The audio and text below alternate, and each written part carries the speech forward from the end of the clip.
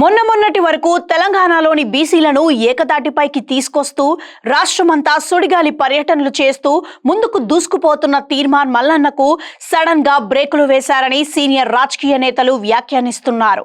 ఎందరితోనో పోరాడి కొమ్ములు తిరిగిన ఢిల్లీ రాజకీయ నేతలతో తలపడి ప్రత్యేక తెలంగాణ రాష్ట్రం తెచ్చిన కేసీఆర్ ను తక్కువ అంచనా వేయడానికి లేదని అంటున్నారు.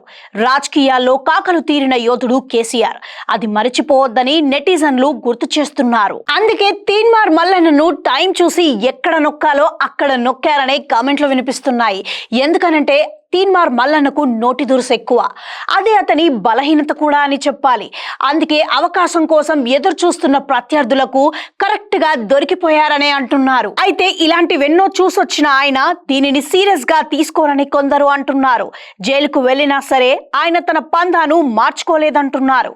ఆ స్పీడే తనని ఇంత దూరం తెచ్చిందనే గుడ్డి నమ్మకంతో ముందుకు సాగుతున్నారు.